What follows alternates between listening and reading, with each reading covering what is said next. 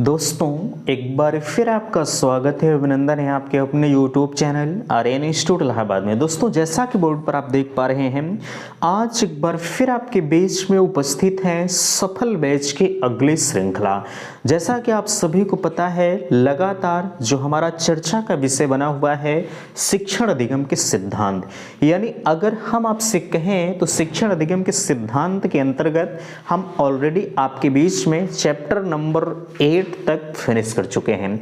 आज का यह वीडियो आपके बीच में जा रहा है चैप्टर नंबर 9, यानी कहा जाए सहायक सामग्री टीचिंग एड्स। ठीक है, इसमें जो भी आपकी टीचिंग में सहायक सामग्री है इस वीडियो में हम आपके बीच में साझा करने वाले हैं।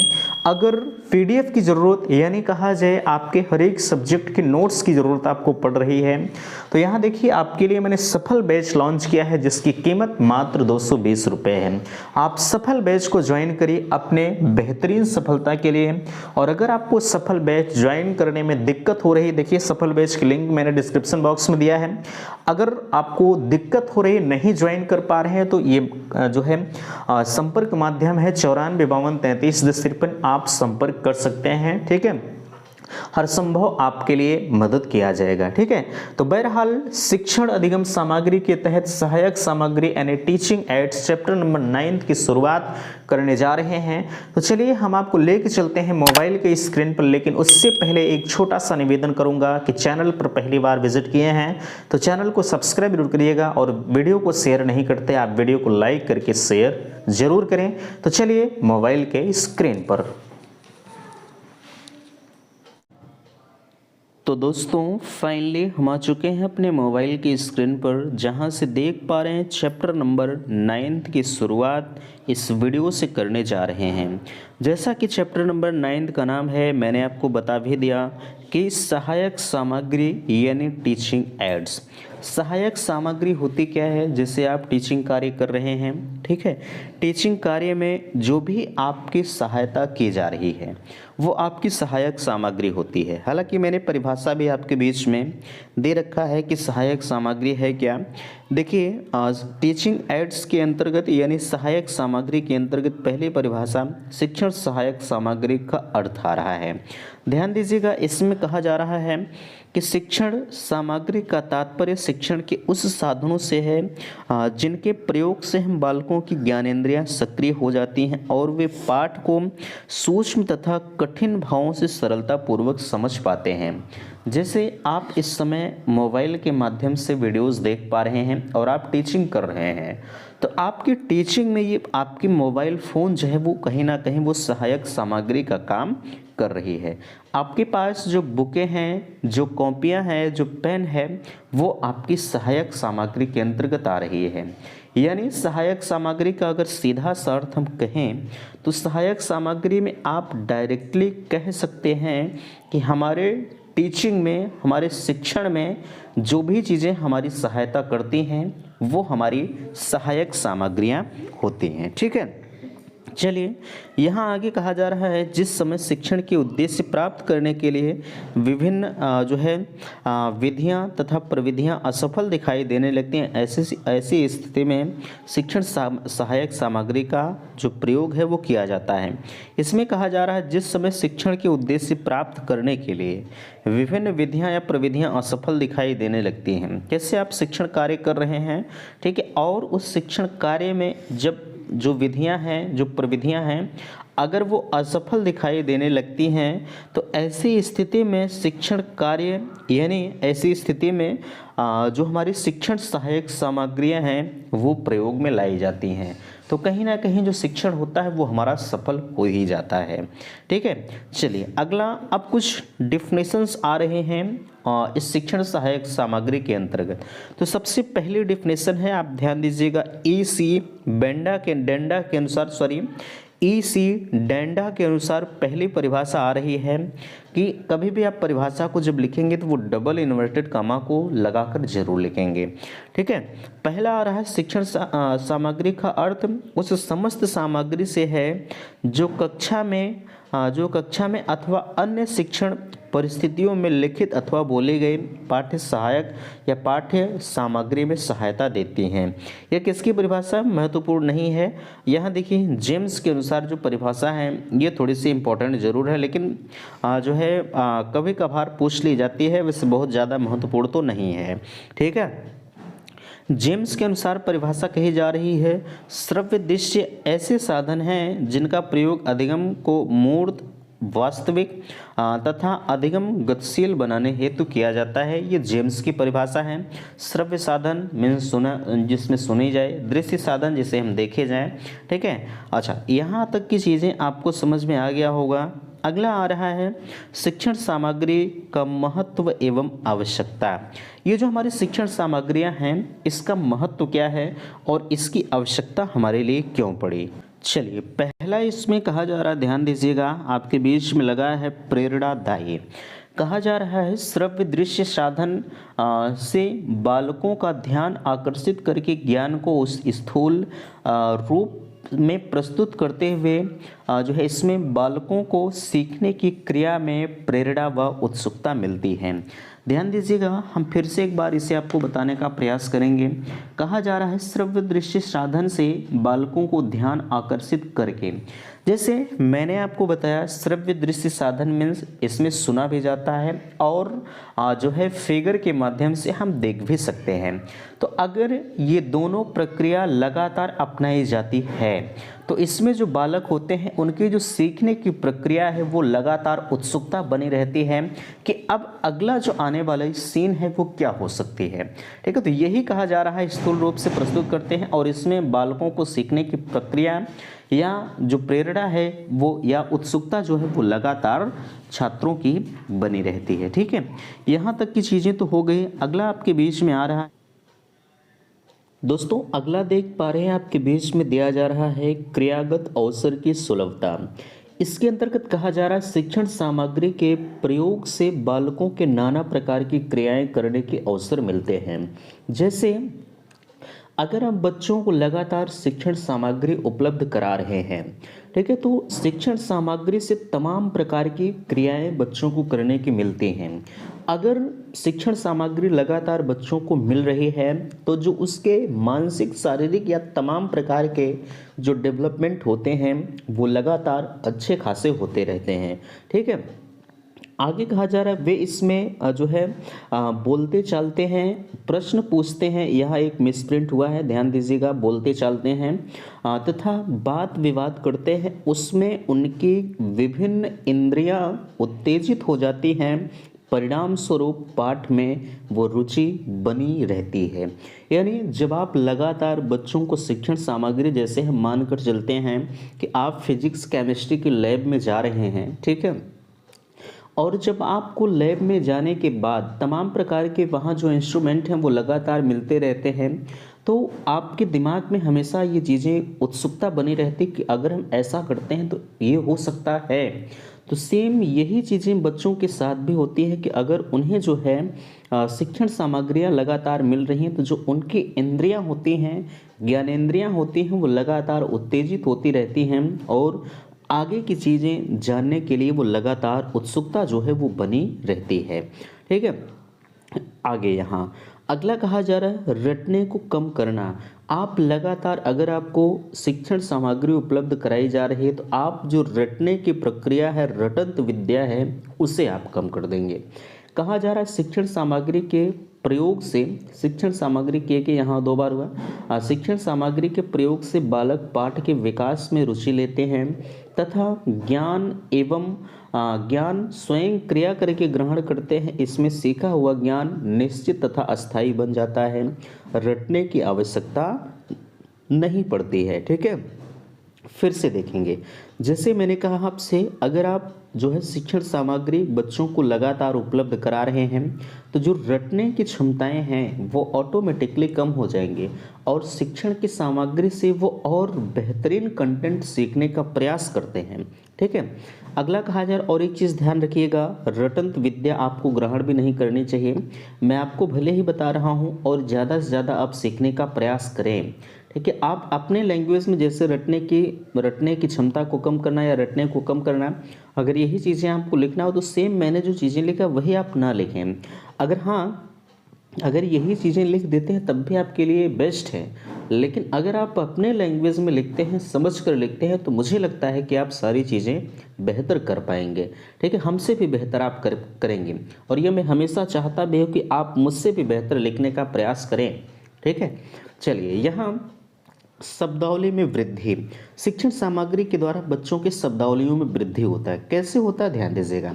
कहा जा रहा है शिक्षण सामग्री द्वारा बालक की शब्दावली में वृद्धि होती है, क्योंकि बालक रेडियोज, टेलीफोन, चलचित्र का प्रयोग करते समय नए नए शब्द सुनता व ग्रहण करता है। जैसे शिक्षण सामग्री आप मोबाइल फ़ोन से पढ़ रहे हैं, है ना। मोबाइल फ़ोन से पढ़ने पर यहाँ पर तमाम तरह के नए नए शब्द आप हमेशा आपके दिमाग में आता रहता है। ठीक है, और वो हमेशा नए नए शब्द का यूज़ भी करते हैं। और जब आप नए शब्द को एक बार पढ़ेंगे तो आपके दिमाग में सेट होगा और आप अपने शिक्षण में उसे यूज़ करेंगे।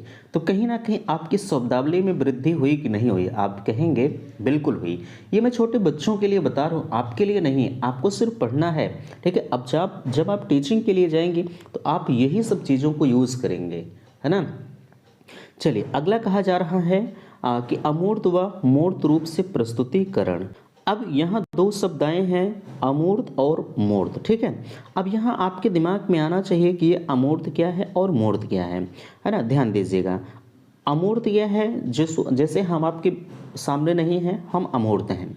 अगर हम आपके सामने होते, ठीक है, आप मेरे सामने होते, यानी प्रत्यक्ष रूप से आमना सामना, तो ये मूर्त रूप होता है।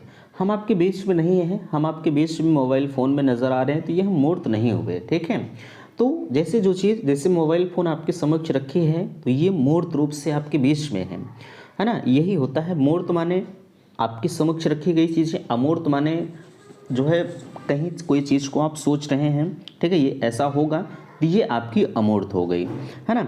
अगला आ रहा है, इसमें कहा जा रहा है विभिन्न विषयों में कोई संकल्पनाएं सूक्ष्म तौर पर अमूर्त रूप से होती हैं।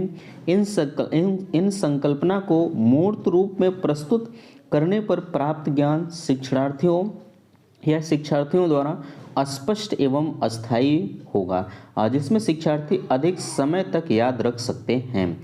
ठीक है, यहाँ अमूर्त रूप से, जैसे अगर आपको मूर्त और अमूर्त रूप से दोनों रूप से शिक्षा दी जाए, ठीक है, जैसे मूर्त रूप से प्रस्तुत करने पर जो प्राप्त ज्ञान होता है, जैसे अगर आप मेरे क्लास में बैठ कर पढ़ते, है ना, आप तो मोबाइल फ़ोन से मेरी शिक्षा को ग्रहण कर रहे हैं, लेकिन अगर आप मेरे साथ लगातार बैठ कर पढ़ते तो जो और आपका ज्ञान होता वो और बेहतर होता। हालांकि हम बेहतर करने का प्रयास तो कर रहे हैं, ठीक है, लेकिन मैंने कहा आपसे जो चीज़ें मूर्त रूप से सीखी जाती हैं वो हमेशा अस्थायी होती हैं। ठीक है, इसीलिए मैं कहता हूँ कि आप थोड़ा सा किताबों का भी सहारा लिया करें।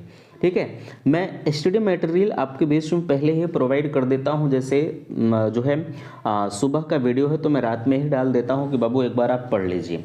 जब आप पढ़े रहेंगे वो दिमाग में आता रहेगा कि नहीं, हाँ ये स्टडी में ऐसा लिखा गया था, नोट्स में ऐसा दिया गया था।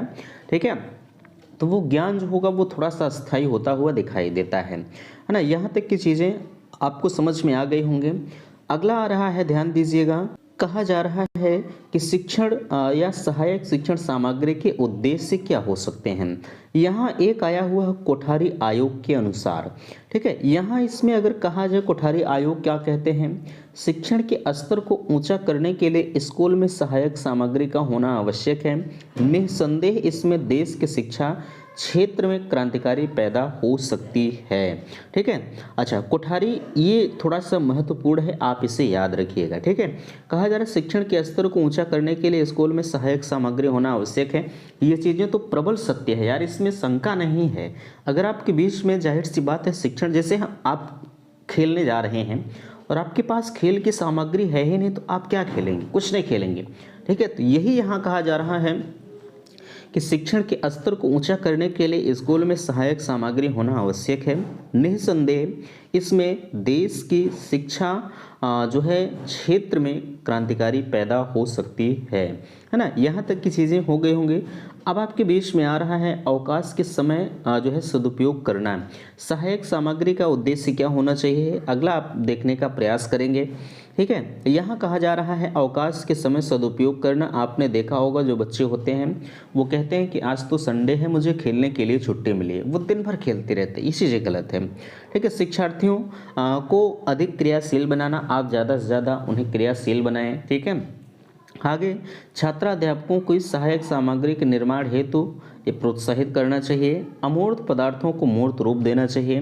ठीक है, जैसे जो चीज़ें अमूर्त है, जो बच्चों को आप सिखाने जा रहे हैं, है ना, उसे आप जो है बोर्ड पर बोर्डिंग करिए, लिखिए, उन्हें समझाने का प्रयास करिए, उन्हें आप मूर्त रूप से दिखाने का प्रयास करेंगे तो वो और ज़्यादा से ज़्यादा सीख पाएंगे।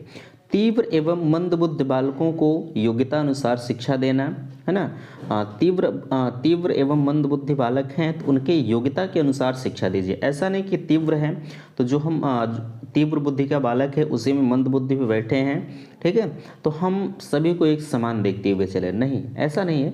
अगर तीव्र बुद्धि का बालक है, तीव्र और मंद बुद्धि के लेवल को ध्यान में रखते हुए आप शिक्षा दें, यानी दोनों को अच्छा लगे, यही कहा जा रहा है। पाठ्य सामग्री को स्पष्ट, सरल एवं बोधगम्य बनाना चाहिए।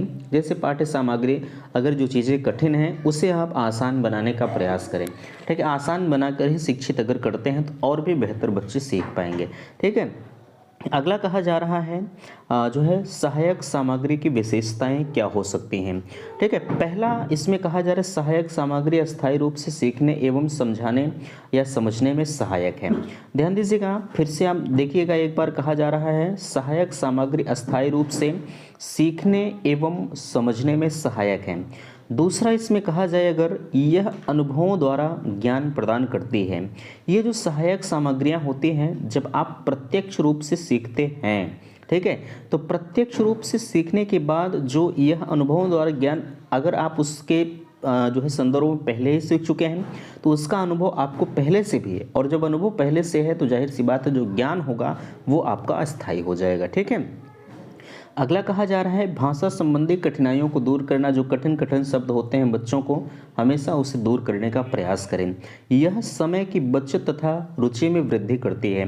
जैसे जब आपके बीच में सहायक सामग्रियां होंगी तो सहायक सामग्रियां होने से आपकी जो समय है उसकी भी बचत होती है, और जो आपकी रुचियाँ हैं उसमें हमेशा वृद्धि होने लगती हैं कि अगर इस सहायक सामग्री से हम ऐसा करेंगे तो ऐसा हो सकता है, यो होगा, ऐसा तमाम तरह की चीज़ें होती रहती हैं। ठीक है, चलिए यहाँ अगला कहा जा रहा है छात्रों की कल्पना शक्ति का विकास करना। अब यहाँ जैसे कल्पना शक्ति यानी उनमें जो सोचने समझने की क्षमता है उसमें आप विकास कर सकते हैं सहायक सामग्री के द्वारा। ठीक है, यहाँ तक की चीज़ें आपको समझ में आई कि नहीं आई, बिल्कुल मुझे कमेंट के माध्यम से अवश्य बताएंगे। अगला आपके बीच में आ रहा है, कहा जा रहा है शिक्षण सामग्री के उपयोग करते समय सावधानियाँ। यानी जब आप शिक्षण सहायक सामग्री का उपयोग कर रहे हैं तो उनके उपयोग में क्या कुछ सावधानियां हो सकती हैं उसे आप ध्यान दीजिएगा। पहला कहा जा रहा है कि शिक्षण सामग्री छात्रों के अनुभव, आवश्यकता, समय, आयु, प्रकरण तथा विषय वस्तु की प्रकृति के अनुसार होनी चाहिए, है ना। ध्यान दीजिएगा, फिर से एक बार समझने का प्रयास करें। कहा जा रहा है शिक्षण सामग्री छात्रों के अनुभव, आवश्यकता, समय, आयु, प्रकरण तथा विषय वस्तु की प्रकृति के अनुसार होनी चाहिए। जैसे जब आप शिक्षण सामग्री बच्चों को दे रहे हैं तो उसकी आवश्यकता क्या है उसे बताना चाहिए, उसके समय, आयु, प्रकरण सभी चीज़ों को ध्यान में रखते हुए उन्हें जो है होना चाहिए। ठीक है, दूसरा कहा जा रहा है कि कक्षा के अधिगम में लक्ष्यों की प्राप्ति में सहायक होनी चाहिए। तीसरा कहा जा रहा है, इसमें कुछ है नहीं, बस आप ओरल तरीके से समझने का प्रयास करिएगा। ठीक है, चलिए तीसरा कहा जा रहा है शिक्षण सहायक सामग्री छात्रों को परिवेश के अनुसार होनी चाहिए। जो आप शिक्षण सहायक सामग्री दे रहे हैं बच्चों को पढ़ने के लिए वो उसके जो परिवेश के अनुसार है या नहीं है, वो अगर देखा जाए तो उसके जो परिवेश हैं आज जो है उसके अनुसार होनी चाहिए। चौथा कहा जा रहा है शिक्षण को ऐसी सामग्री का चयन करना चाहिए जो छात्रों को रुचि उत्पन्न करें। अब जैसे आप शिक्षण सामग्री का जो चयन है वो इस तरह से करना चाहिए ताकि जो छात्रों की रुचियां हैं उसमें उत्पन्न करें। आप ऐसी सामग्री बच्चों को न दें कि वो समझ ही ना पाएं, और अगर जब समझ नहीं पाएंगे तो जो उसमें मैंने रुचि को रखा है वो रुचियां जब उत्पन्न नहीं करेंगे तो कोई चीज़ उन्हें समझ में नहीं आएगा। ठीक है, चलिए पांचवा कहा जा रहा है सामग्री जितनी देर आवश्यक है उतनी ही देर दें। अब जैसे कोई सामग्री आप बच्चों को दे रहे हैं तो ऐसा नहीं है कि अगर उसमें हम 20 मिनट का काम है तो उसे हम 2 घंटे दे रहे हैं। ठीक है, वो उसका दुरुपयोग करेंगे। तो जो भी शिक्षण सामग्री आप बच्चों को दीजिए, जितना देर उचित है उतना ही देर उन्हें दीजिए, बाकी आप उनसे ले लीजिए। ठीक है, छठवां कहा जा रहा है सरल, सुगम तथा उपयुक्त सामग्री का ही चयन करना चाहिए। जैसे जो भी आप शिक्षण सामग्री दे रहे हैं जो सरल हो, जो सुगम हो, जो उपयुक्त हो, बच्चों के एज इत्यादि के अनुसार हो, वही चीज़ें आपको देना चाहिए। आगे सातवां है, लास्ट है, कहा जा रहा है छात्रों के सामने जो है सहायक सामग्री का प्रदर्शन करने के पश्चात प्रश्न अव्यय पूछना चाहिए। जैसे जो आप शिक्षण सामग्री बच्चों को दे रहे हैं, शिक्षण सामग्री या सहायक सामग्री देने के बाद उसमें जो भी क्वेश्चंस बन रहे हैं हमेशा बच्चों से पूछने चाहिए कि आपको ये चीज़ें समझ में आई कि नहीं आई, क्या है, कैसे है। कुछ प्रश्न बच्चों के समक्ष करने चाहिए, जो कि अगर उनका फीडबैक आपको मिलेगा, जिससे हम आपके बीच में हैं, हम लगातार आपसे कहते हैं कि भैया अपना फीडबैक आप मुझे अवश्य दें कि यहाँ से दी जा रही चीज़ें समझ में आ रही हैं कि नहीं आ रही। अगर आप नहीं देंगे तो जाहिर सी बात है मैं समझ नहीं पाऊँगा। और मैं हमेशा यही कहता हूं कि आप जो है एक कमेंट अवश्य करें कि आपको यहाँ से दिए जाने वाले हर एक कंटेंट समझ में आ रहे हैं कि नहीं आ रहे हैं। ठीक है, हर चीज़ मुझे आप अवगत कराएं। तो बहरहाल अगर आपको पीडीएफ की ज़रूरत पड़ रही है जिससे पढ़ाया जा रहा है, इस पीडीएफ की ज़रूरत है तो डिस्क्रिप्शन में एक लिंक दी गई है, महज 220 रुपये का शुल्क है।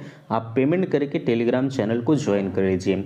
अगर आपको दिक्कत हो रही तो दिए गए नंबर 9452331053 पर संपर्क करेंगे। ठीक है, चलिए यहाँ अगला आपके बीच में आ रहा है, ध्यान दीजिएगा।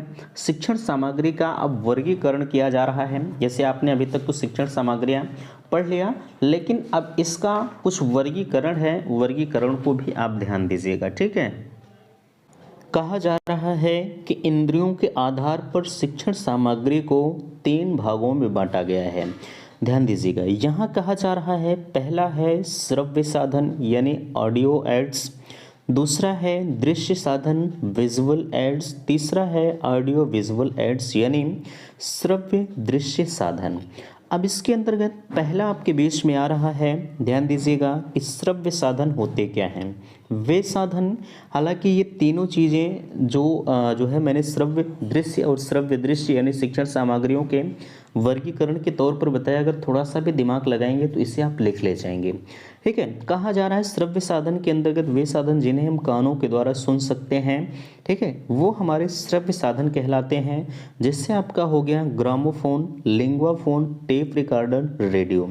ये सभी जो हैं, जैसे आप ग्रामोफोन के द्वारा सिर्फ सुन सकते हैं, लिंगुआ फोन के द्वारा भी सिर्फ सुन सकते हैं, टेप रिकॉर्डर के द्वारा सुन सकते हैं और रेडियो के द्वारा भी आप सिर्फ सुन सकते हैं, ना कि उन्हें देख सकते हैं। ठीक है, अब इसी के अंतर्गत दूसरा कहा जा रहा है श्रव्य दृश्य साधन। ऐसी शिक्षण सामग्री जो है जिसमें छात्र सुन भी सकता है और आंखों से देख सकते हैं, ये आपके श्रव्य दृश्य साधन कहलाते हैं। अर्थात आँखों और कानों का उपयोग हो, जिसमें वो हमारे क्या कहलाते हैं, आप कहेंगे श्रव्य दृश्य साधन कहलाते हैं। इसमें उदाहरण के तौर पर कहा जा रहा है चलचित्र हो गया, दूरदर्शन हो गया और टेलीविज़न हो गया। ठीक है, इसमें आप जो है इन तीनों में आप सुन भी सकते हैं, इन तीनों में आप दोनों प्रकार की प्रक्रिया चलती हैं, श्रव्य और दृश्य दोनों की। ठीक है, अगला कहा जा रहा है तीसरे में, ध्यान दीजिएगा, दृश्य साधन के अंतर्गत ऐसी शिक्षण सामग्री जिसे शिक्षक विभिन्न तथ्यों कुशलताओं को छात्रों को प्रदान करता है। कोई भी शिक्षण सामग्री जिनका उपयोग केवल देखने के लिए हो, वे सामग्री दृश्य साधन कहलाते हैं। जैसे आपका चार्ट हो गया, मॉडल हो गया, चलचित्र हो गया, ये सिर्फ आपके देखने के लिए ही होती हैं। ठीक है, तो फाइनली यहाँ तक की चीज़ें आपको समझ में आई कि नहीं आई। आप मुझे अवगत कराने का प्रयास करेंगे। एक चीज़ ध्यान रखिएगा, ये श्रव्य दृश्य सामग्रियाँ जो तीनों मैंने आपको बताया है ये एग्ज़ाम में पूछी जाती हैं और ये तीनों आपके लिए महत्वपूर्ण फैक्ट है, इसे आप जरूर याद रखिएगा। ठीक है, अगला आपके बीच में आ रहा है, इसमें कहा जा रहा है, ध्यान दीजिएगा, परीक्षा के दृष्टि से महत्वपूर्ण प्रश्नोत्तरी इंपॉर्टेंट फैक्ट है, आप ध्यान रखिएगा। कहा जा रहा है रेडियो का सर्वप्रथम प्रसारण 1927 में मुंबई और कोलकाता में शुरू हुआ था। दूसरा है भारतीय जो है सेवा प्रसारण का नाम ऑल इंडिया रेडियो 1930 में किया गया। अगला है आकाशवाणी के नाम से अलग अलग विभाग 1957 में किया गया। अगला है 1947 में ऑल इंडिया रेडियो के 6 केंद्र थे, वर्तमान में 86 केंद्र हैं। ये पूछा जा सकता है कि 1947 में ऑल इंडिया रेडियो के कितने केंद्र थे, आप कहेंगे 6 केंद्र थे, और वर्तमान में भी पूछा जा सकता है कि कितने केंद्र हैं, आप कहेंगे 86 केंद्र हैं। बीबीसी लंदन आपको पता है न्यूज़ है, ठीक है, बीबीसी लंदन जनता के लिए दूरदर्शन 1936 में उपलब्ध कराया गया था। ये तो कुछ महत्वपूर्ण फैक्ट थे। अब यहाँ से थोड़ा सा कंप्यूटर का नॉलेज आपको रखना है, हालांकि इन चीज़ों को हम कंप्यूटर में भी आपको प्रोवाइड करेंगे, लेकिन आपके पाठ्यक्रम में है, आप समझिएगा। ठीक है, कहा जा रहा है कंप्यूटर का सर्वप्रथम प्रयोग 19वीं शताब्दी में एक अंग्रेज चार्ल्स वेबेज ने किया था। पूछा जा सकता है कि कंप्यूटर के जनक कौन हैं, तो आप कहेंगे कंप्यूटर के जनक चार्ल्स वेबेज महोदय हैं। और भारत में कंप्यूटर 1963 या 1963 में प्रयोग में हुआ है। एक जो है 2 नंबर के क्वेश्चन यहीं तक उपलब्ध हो गए आपको। कंप्यूटर के जनक कौन है, आप कहेंगे चार्ल्स वेबेज हैं। और भारत में कंप्यूटर का प्रयोग कब हुआ, तो आप कहेंगे 1963 में हुआ। कंप्यूटर क्या है पूछा जा सकता है, ये भी आपके लिए महत्वपूर्ण है। बहुत बार ये चीज़ें पूछी गई है कि व्हाट इज़ कंप्यूटर, कंप्यूटर क्या होता है। कंप्यूटर एक यंत्र है, ये चीज़ें सत्य हैं। अगला कहा जा रहा है कि यह बिजली द्वारा चलित होता है, बिजली द्वारा ये चलता है। तीसरा है कंप्यूटर में जब कोई सूचनाएं डाली जाती हैं तो उसे उस रूप में स्वीकार न करके अपनी भाषा में जो है उसे संग्रह करता है। जैसे कंप्यूटर में जो भी आप जो है सूचनाएं डालते हैं वो अपने लैंग्वेज में उसे परिवर्तित करके तब जाके वह फाइनली आपको रिजल्ट देता है। ठीक है, अच्छा, यहाँ तक की चीज़ें आपको समझ में आई कि नहीं आई, बिल्कुल आप मुझे ज़रूर बताइएगा। ठीक है, चलिए अगला आपके बीच में हमें लगता है कि लास्ट पेज ओपन हुआ है। यहाँ तक की चीज़ें आपको समझ में आई कि नहीं आई, आप मुझे प्लीज़ अवगत कराने का प्रयास ज़रूर करेंगे। मैं बार बार आपसे फीडबैक की जो है मांग करता हूँ कि भैया आप अपना फीडबैक मुझे अवश्य दें और आप फीडबैक ज़रूर दीजिएगा। ठीक है, अगर इस PDF की ज़रूरत आपको पड़ रही है तो डिस्क्रिप्शन बॉक्स में एक लिंक दी गई है, पहले लिंक है उसी पर विजिट करें। महज 220 रुपये का शुल्क है, आप 220 रुपये शुल्क ज्वाइन दे करके आप जो है पेड कोर्स को ज्वाइन कर सकते हैं। नोट करके लिखा गया है कंप्यूटर की पूरी जानकारी कंप्यूटर की बुक के अनुसार पढ़ाई जाएगी। मैंने आपको यहाँ लिख भी दिया है नोट के रूप में।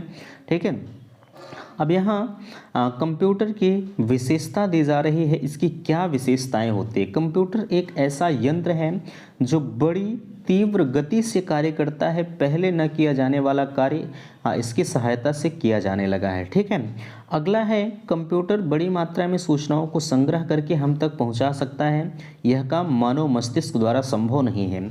आपने देखा होगा इस समय कोई भी कार्य हो वो सब कुछ कार्य हमारे कंप्यूटर पर निर्भर हो चुका है। यानी जितना अधिक से अधिक डाटा आप रख पा रहे हैं, आप जैसे मैं मानकर चलता हूं कि कोई फाइलें आपको सेव करनी है तो आप कितने प्रिंट करेंगे, कितने कागज़ को रखेंगे, कहाँ रखेंगे। अब कागजी कार्यवाही समाप्त होकर डायरेक्टली लोग कंप्यूटर में ही सेव कर ले रहे हैं और एक क्लिक के माध्यम से कंप्यूटर पर सारा डाटा वो अपने सामने रख लेते हैं। तो कहीं ना कहीं जो चीज़ें हम आप कॉपी कलम लेके कर रहे थे वो चीज़ें आज समाप्त हो करके हम आप कंप्यूटर पर निर्भर हो गए हैं। और ये जो हमारा जो दिमाग है, जैसे जब आप कॉपी कलम रखते थे, ठीक है, तो उसमें दिमाग भी हमारा खर्च होता था जो है, लेकिन अब आज मानव मस्तिष्क द्वारा ये चीज़ें संभव नहीं है। जहाँ 1000, 2000, 4000 लोग काम कर रहे हैं, अगर आप चाहें कि हम कॉपी कलम लेके उनके अटेंडेंस को हम लगाएं तो ये संभव नहीं है। लोग कंप्यूटर के माध्यम से उस पर हावी हो चुके हैं, कंप्यूटर से सारा काम वो कर ले रहे हैं, 1 मिनट में सबका डाटा वो अपने सामने रख लेते हैं। ठीक है, आगे कहा जा रहा है आमतौर पर कंप्यूटर द्वारा जो है गणना की जाती है। जो भी गणनाएं हैं लगातार लोग कंप्यूटर पर निर्भर होते जा रहे हैं और वो अपनी गणना को वो जो है सुदृढ़ करते जा रहे हैं। आगे आपने देखा, अब एक चीज़ आपने देखा होगा कि जो कैलकुलेटर है, लोग आज के समय में गणना के लिए कैलकुलेटर का ही प्रयोग कर रहे हैं। तो वही चीज़ें कहा जा रहा है। अभी एक बड़ा सा चिट्ठा आपको हिसाब करने के लिए दे दिया जाए तो हमें लगता है कि आप जो है जिनके थोड़ा सा मैथमेटिक्स कमज़ोर होगा वो पूरा दिन लगा देंगे, ठीक है, लेकिन आप कैलकुलेटर के माध्यम से 2 मिनट में उस गणना को समाप्त कर देंगे। अगला कहा जा रहा है कंप्यूटर एक संयंत्र है जो व्यक्ति के समान जो है थकावट की अनुभूति नहीं करता है। हम आप काम करते करते थक जाएंगे लेकिन कंप्यूटर हमारा कभी थकता नहीं, बिना थके वह अनवरत 24 घंटे कार्य करता रहता है। हम आप कंप्यूटर पर कार्य करते करते थक जाएंगे लेकिन कंप्यूटर कभी हमारा थकता नहीं है, ठीक है। अगला है कंप्यूटर को चलाने के लिए किसकी सहायता से किसी सहायता की आवश्यकता नहीं होती क्योंकि वह स्वचालित यंत्र है। एक बार आदेश देने पर वह अपना काम शुरू कर देता है। जैसे ऐसा नहीं कि हम आपको एक काम कर रहे हैं, पीछे से हमें आपको कुछ जो है आदेश देना पड़ता है, ऐसा करें, ठीक है, हमें आपको लगातार देखना ताकना पड़ता है। लेकिन कंप्यूटर एक ऐसा यंत्र है, अगर हम उसे एक बार आदेश दे दें तो वो फाइनली वो अपना काम शुरू करके वो रिजल्ट तक की प्रक्रिया को कंप्लीट कर देता है। तो वही चीज़ें सेम कही जा रही हैं कि कंप्यूटर को चलाने के लिए किसी सहायता की आवश्यकता नहीं होती क्योंकि वह स्वचालित यंत्र है। एक बार आदेश पर वह अपना काम शुरू कर देता है, ठीक है। तो फाइनली आज का यह चैप्टर आपके बीच में यहीं से समाप्त होता है। चैप्टर नंबर 9 तक ऑलरेडी हम फिनिश कर चुके हैं, ठीक है। अगर आपको किसी भी चैप्टर में दिक्कत है तो बिल्कुल मुझे आप अवगत जरूर कराइएगा। हर संभव हम प्रयास करेंगे कि आपको और बेहतर से बेहतर स्टडी मटेरियल दिए जाएं, ठीक है। तो इस वीडियो में यहीं तक। वीडियो को लाइक कीजिएगा, शेयर कीजिएगा और चैनल पर पहली बार विजिट किए हैं तो चैनल को सब्सक्राइब जरूर कीजिएगा। वीडियो समाप्त करते, थैंक्स, धन्यवाद।